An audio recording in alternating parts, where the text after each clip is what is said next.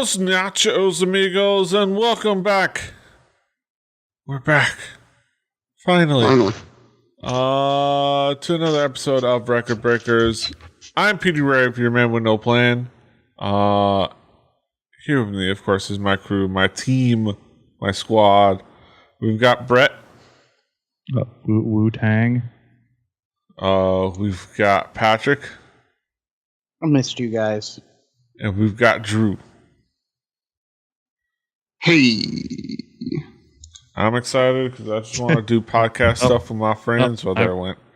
I'm not getting it again. I just want to do podcast stuff with my friends.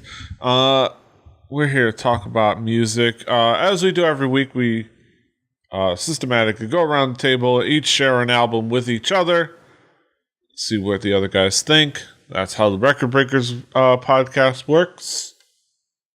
In case this is your first time. Season 2 of the Record Breakers begins today. Yes. Of course, the provider of the music this week is none other than Patrick. Patrick, what do you got this week?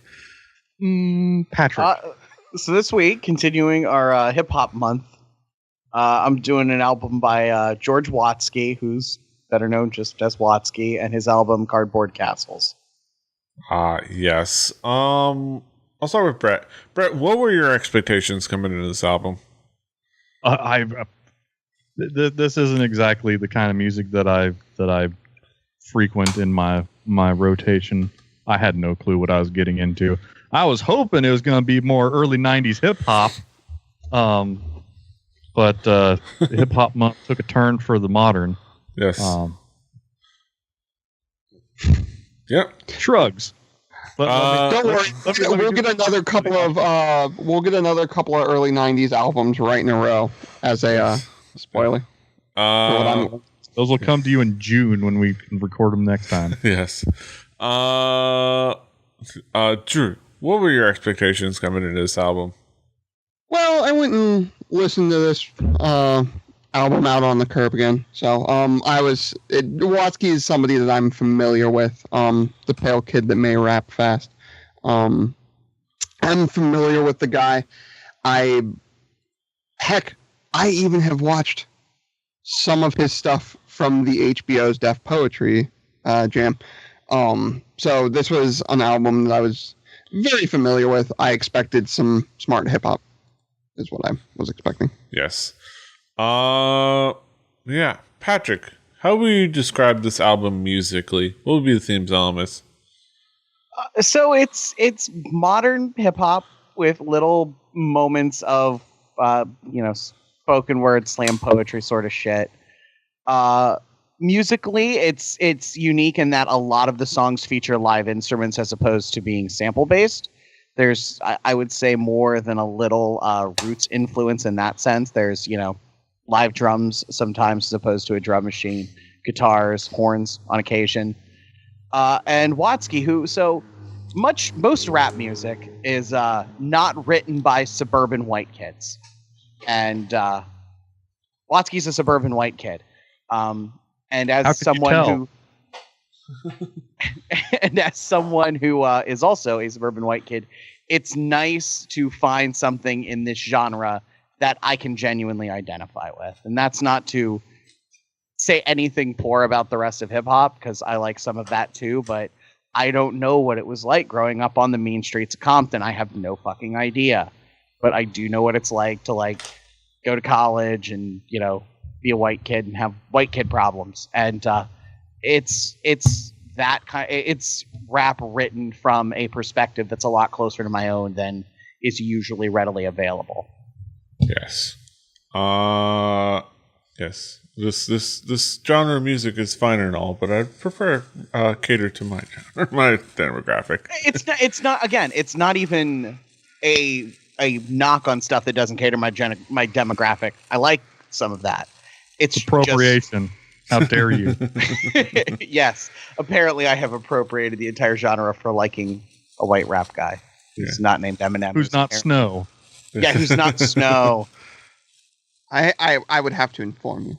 Yes. Lick your bum.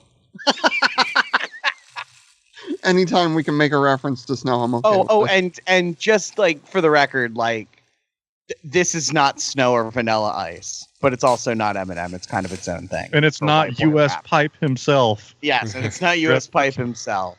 Gosh, it's need some U.S. Pipe up in this bitch. You would almost call this not nerdcore, but nerdcore adjacent. I don't know if I'd call it nerdcore. I would just because he doesn't really rap about video games. That would be the adjacent. The adjacent part. Yeah. Steve's previous statement. He does make literary references. Nerdcore's first cousin once removed, something like that. I don't know. He went to school with those kids. Yeah. Yeah. Oh, yeah. And he's yes. Replace video games with literature, and it's kind of nerdcore. So MC Lars. In other words, again, nerdcore adjacent. Suck it, Trebek. Sorry. Yes, suck it, Trebek. But yeah, Brett, what would be the themes elements that caught your attention on this record? I mean, I'm not a hip hopist.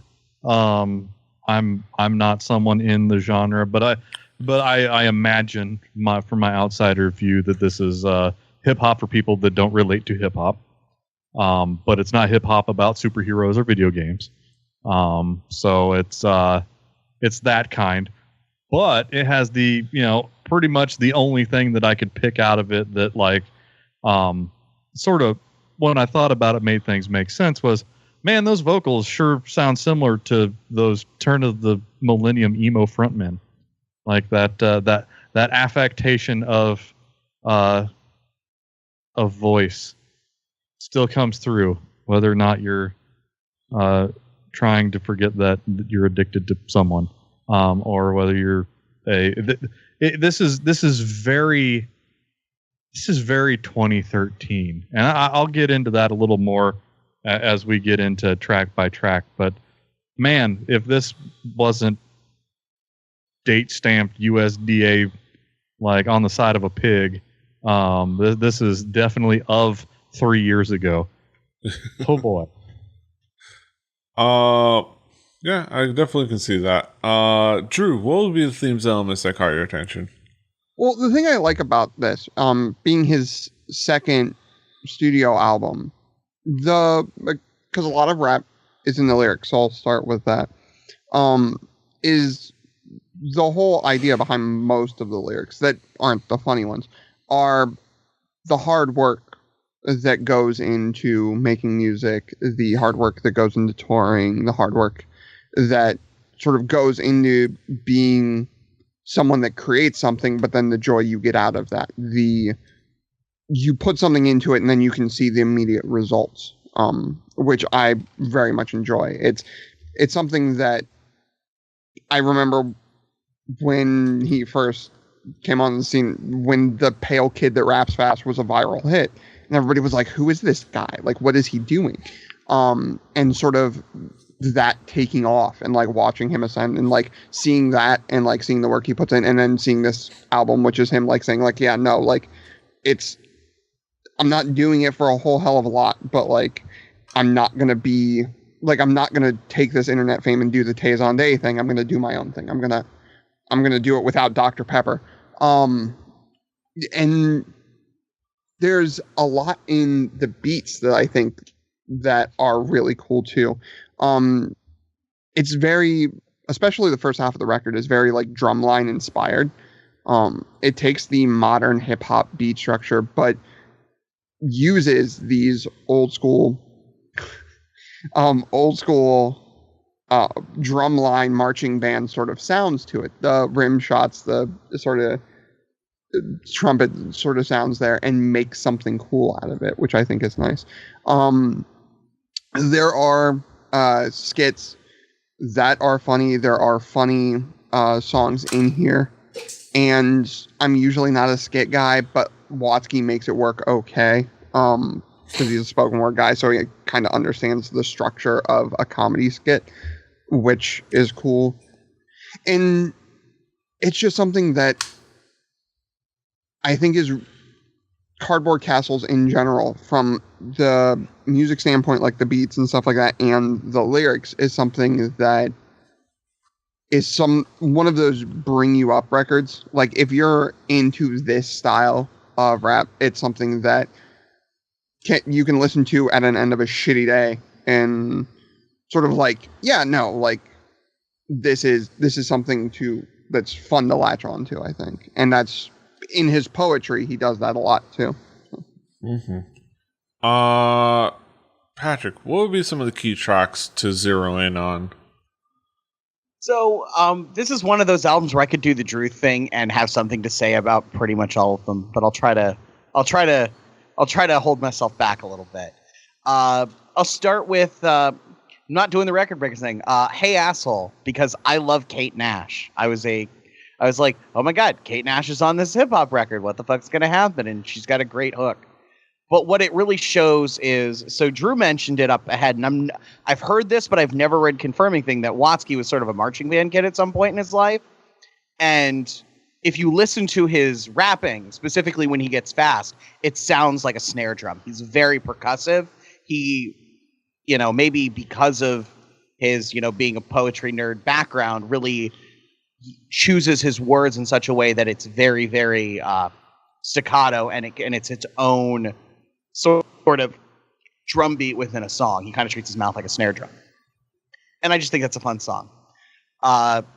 Tiny Glowing Screens, Part 1, and to some extent Part 2. How many hip-hop songs do you hear that have an acoustic guitar that don't involve Wyclef?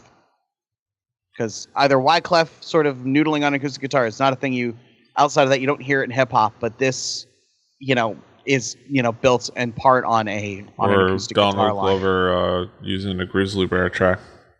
Yeah. This is the second hip hop month where we have to talk about Wyclef, Sean. So yeah, well done. I'm always okay mention it. Still There not were President of Haiti. Still not president of Haiti. And this has this really interesting drum break later in the song where basically the vocals keep going at the same speed, but the drums sort of half time themselves, and sort of makes this weird polyrhythm with the rapping. And I just think it's cool as like a drummer and a music nerd. Probably the poppiest song on the record, Sloppy Seconds. It's one of those songs that has feels in all the right places. And Watsky, I think one of the things I like is it does really manage to blend rock and pop and hip hop and not come off sounding, shitty like nu metal or like forced. It just sort of bits of all those genres end up in there. And then the title track, Cardboard Castles, putting the title track all the way next to the last song on the album, and it has this incredible like snare part that it's so perfect. And again, it kind of goes down to the whole marching snare drum thing that Drew mentioned sort of at the top. And it's like really, really just a good song. And again, like I think it was mentioned, this is not super negative hip hop. This is maybe taking something from, the time in hip hop where it was about telling stories with rhymes, and it very much that's and kind of his tastes like wood. Yeah, but the notion that like there's not really don't understand. Do they? Yeah.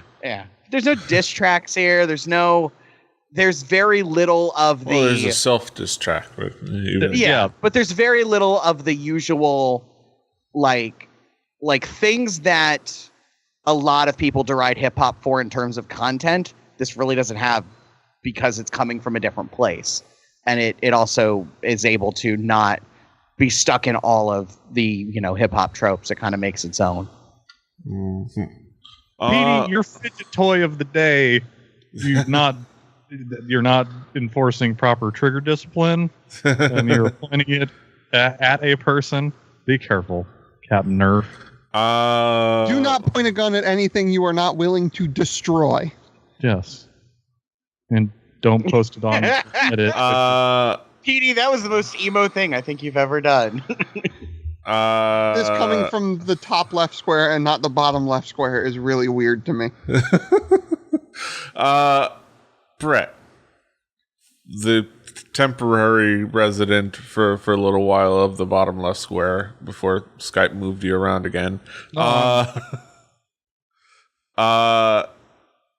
were the themes? What were some of the key tracks for you? What were some of the tracks that caught your attention?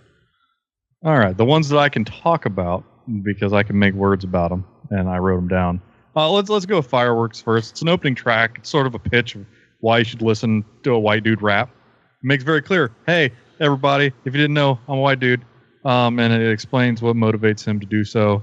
And then about halfway through the pitch, he explains that whether you listen to it or not, he's going to do it anyway, which we can relate to here on the Record Breakers. Yeah. 2013, the year where you can make a song called Kill a Hipster. Nothing that timestamps an album like having a song that is about and is titled with the word hipster. A detailed case against gentrification of our city neighborhoods. It tries to make a joke about hipsters, taking over the song like halfway through. But like all jokes, after you hear them like a couple times, they become grating and unfunny. And this joke was never funny. I guess 3 years. I need to look at this in a very 3 years ago way, because like 2013 is probably the last time that there was new material that was put down on pen and paper about hipsters. Recording for All Time, the book was closed, so I guess I can't like burn it to the ground because of that. But yeah, that was a song that stuck out in my multiple playthroughs. And Tiny Glowing Screens #2. This is the I'm 13 and This Is Deep track of the album. And this is an album of I'm 13 and This Is Deep songs.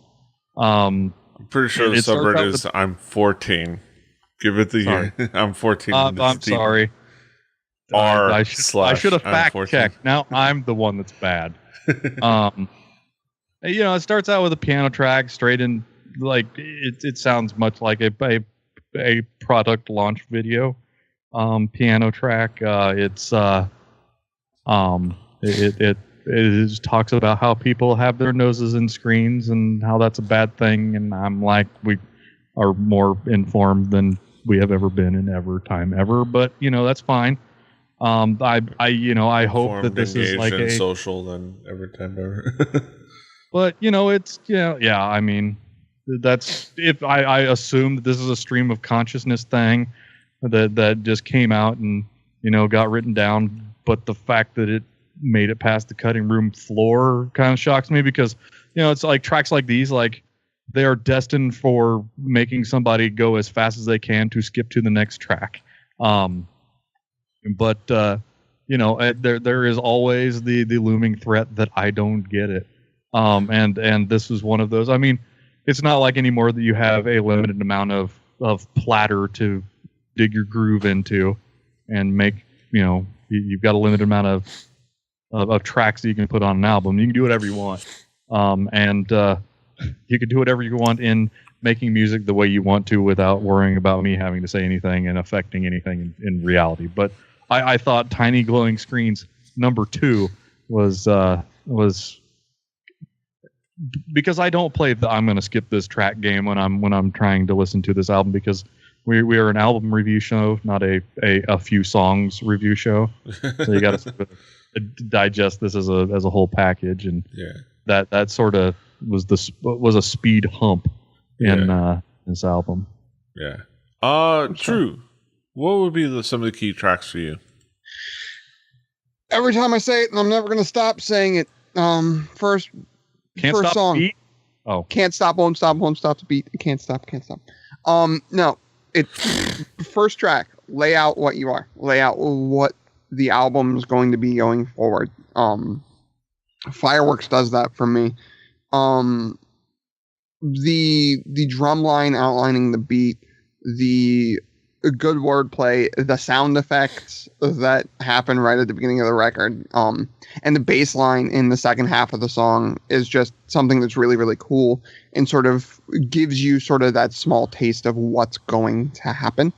Moral of the story, I love moral of the story. I don't know why I was going to pick either this or Strong as an Oak to talk about in this slot, because like they're both to me very like pump up songs after like a really like bad, like busy downtrodden day at work, when like you leave work and you're like, ah, fuck, I'm glad to get out of there. Like that sort of moment.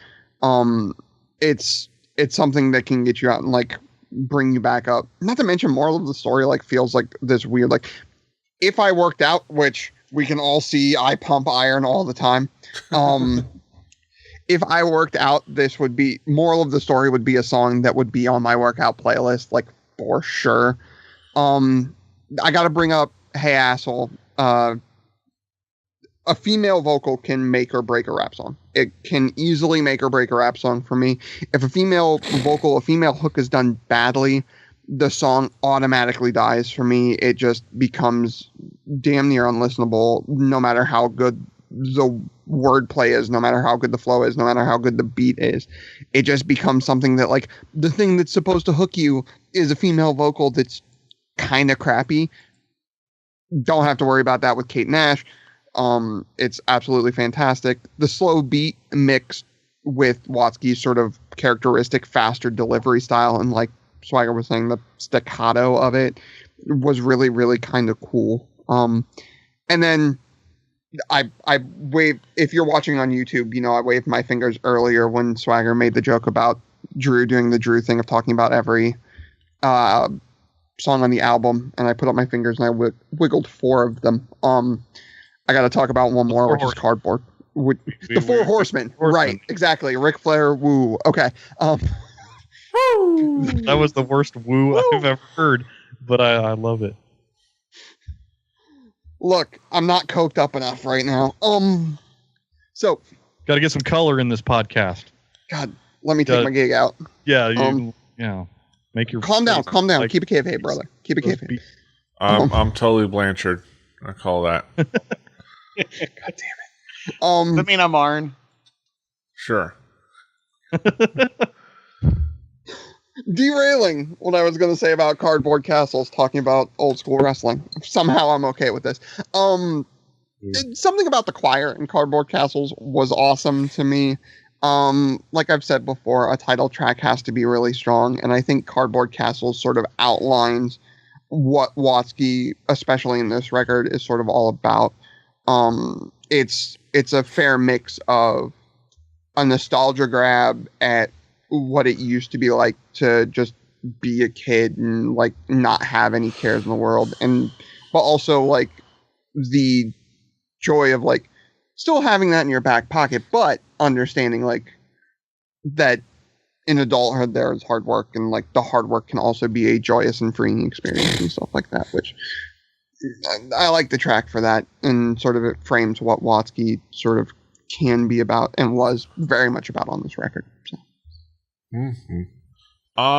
Yeah, let's bring it back around the horn and kind of give some conclusive thoughts. Brett, what will be your conclusive thoughts on this album as a whole? There wasn't really anything here that, grabbed me. I'm not someone who, writes rhymes, and I'm not saying I could do it better, but I didn't really think this was super great. There's nothing here that was really groundbreaking. Doesn't substantially move the arts forward. Someone surely poured their heart and soul into this album, but it's all probably going to be forgotten by me.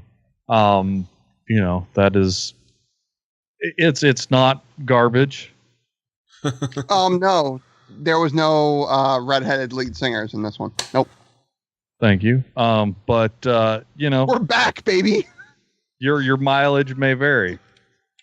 We're getting our shit in once again. Shtick never dies.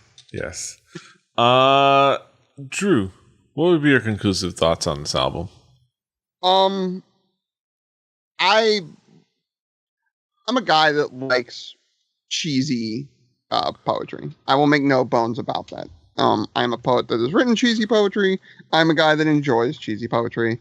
I have books from I have books with Langston Hughes on the cover, who is not so much a cheesy poet, but a poet that everybody knows, your Bradley Hathaways and stuff like that. So I'm okay with the cheese every now and again in my rhymed arts forms. And that's kind of what Watsky is. Yeah, there's some snark and some I'm a white nerd, and that's okay to sort of deal with most of his stuff. So I enjoy it. It's obviously not for everybody. But I do think that there is something here that whether you enjoy the lyrical content or not, it's just sort of cool that we have now, especially like on the internet, like in like the underground music scene, we have a lot of people coming out in rap music with different voices than you got from a lot of rappers before. You sort of had to be hard like Eminem to make it as a white guy rapping. No, you don't have to be. You can be like, yeah, no, I grew up in San Francisco as like a fucking nerd. Like, and that's okay. So and the democratization of hip hop. Yeah. The internet is a great equalizer. You get both sides of that equalization coin in music. You get this type of hip hop, which is a little more thought out, and then you get Fetty Wap. Yep.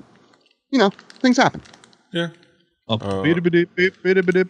Breaking news. In November of 2013, the Vans Warped Tour was briefly shut down after Watsky made a stage jump from a 35-foot high rigging during the band's performance in London. During the stage jump, the audience parted. Watsky and 2 audience members were injured. That's not fun. The cartoon of stage dives occurred.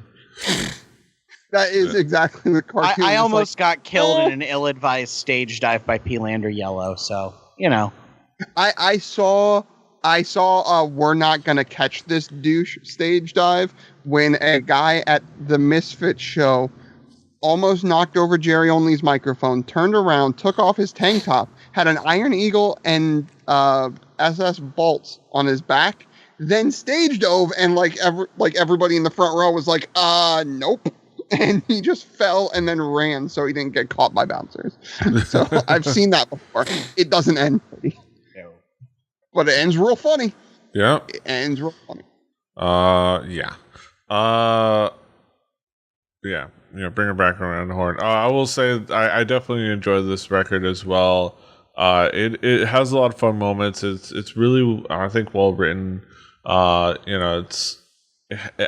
like a lot of the themes. It's smart and emotional and works really well in that regard. It does have those, like Brett said, the R/I'm 14 and this is deep moments. But that's understandable. But it does deal with some like themes like depression and like and dealing with that and like some smart stuff and like and it's a really well made record and I enjoy it. Patrick, what would be your conclusive thoughts on this album? So I think we talked about it, but like we mentioned the time when white people rapping was not taken seriously. It was Snow and Vanilla Ice and like that era because it felt forced, it felt fake, it felt disingenuous. Watsky feels genuine. This is a kid who happened to grow up in the burbs, but he grew up like a lot of people our age listening to hip hop. I mean, the next album we're going to talk about, which I won't spoil, I'm, obviously not the most, known for my hip hop taste, but it was probably one of the first 2 or 3 albums I ever bought, and it was a hip hop record. It was Johnson. No, I'm teasing. Long tease. It's a tease. It's going to happen at the end of this episode. It's not like Johnson Pull where you're a month later and it's like, oh yeah, that thing I talked about like 3 weeks ago. Yeah. I'm teasing 8 minutes in the future, but without saying what it is. It was one of the first things I ever bought, like music wise, and has a spot in my heart. And if I had stuck with that genre, I could see, if I was the sort of person who wrote shitty poetry, which I was at one point in my life, and decided to make rap music, it might not be entirely unlike this. It feels genuine and real. And I like that we're in a world where as a genre, hip hop isn't quite as tied to race as it was even 10 or 15 years ago. I will say, not to get into anything, you did kind of like tread close to the transcending race line. No, I don't think it's transcended. I think it isn't. I think it has grown big enough and wide enough that there's room for a lot of people in it. I'm not, trying to take anything away from anyone, but it has become a big enough genre that you can have some real variety to the sort of people doing it. Whether it's George Watsky, white kid, the Korean hip hop we've listened to before, it's a genre now that lots of people can get into, and that's cool. Yeah. It's a genre that has a subsection filled with, as Alex Trebek would say, losers. Yes. Suck it, Trebek. God, that song was awesome. Yes. Fucking love this. Shout out to Mega Ran. Goddamn Mega Ran. Beautiful man. Beautiful Mega Ran, man. Whitey Cracker, MC Hawking, who all Samus was on it. Samus was on it. Yeah. Dualcore was on it. Kind of repped out Ohio. Yeah. Yeah, all cool. Some Ohio boys. Again, so far the highlight of my last couple of treks to South by Southwest music is the Nerdcore showcase, which I need to hit next year because I finally got to see Mega Ran a couple months ago, and he has a great time. He does this freestyle bit where people just whatever's in your pocket you hold up, he strings it together, and it's amazing. So it's fun stuff. But yeah, those are our thoughts on Watsy's record. Now we get to the main event of the evening. We get to our haiku reviews. Just to kind of sum it all up in poetic form. Brett, I'll start with you. What is your haiku? Early teens hip hop with functional wordsmithing. Did you notice he's white? Drew, what is your haiku? Smart fan hip hop from a humble starting point. Power of the net. I'll start with mine. I'll follow up with mine. Emotional hip hop with tons of wit and humor, swiftly delivered. And Patrick, what is your haiku? Earnest white boy raps with great instrumentation, an album I love. Yeah, and those are our thoughts on Watsy's Cardboard Castles. You can, of course, find it on our Spotify playlist, which now that I think about it, I gotta go make sure is up to date. But I will do that. So you can, of course, find it on our Spotify playlist. On that same playlist should be next week's record, and that one is next week's record, which will be provided by none other than Brett. Brett, what do you got for us next week? Well, we're going to be listening to an album that I'm sure all of us experienced when it happened. The album is Totally Crossed Out by Chris Cross. Mm-hmm. The rapping styles of the late Mac Daddy and the Still With Us and Daddy Mac. Yeah. And the Still With Us Daddy Mac. So look forward to that next week. It's going to be a fun discussion. But that's next week, and this is this week. You can, of course, find us all over the internet. Patrick is at Swagger. Brett is at HBDBibbard, HIBBI2IBIBBARD. Drew is at XLuciferX. I'm at PD Rave. The show is at 4 Record Breakers. That's the number 4 Record Breakers. RecordBreakersPodcast.com. RecordBreakersPodcast@gmail.com. Rebelli.net for this and other shows. Rebelli TV on YouTube and on Twitch. I'm going to try to be more consistent with some streaming. I got to check on some settings and see if they work for the streaming. But if I can get those working, I'll do some streaming, and some themed days. I have a plan, like Music Mondays, rhythm games every Monday. I played a little bit of Metronomicon, which is actually a really cool rhythm game, rhythm RPG.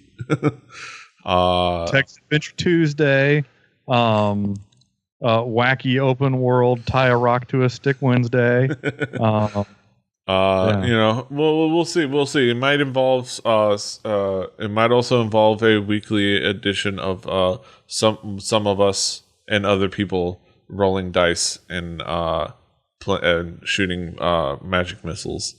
No, but seriously, Text Adventure Tuesday. Play some Zork. That'd be the best streaming game ever.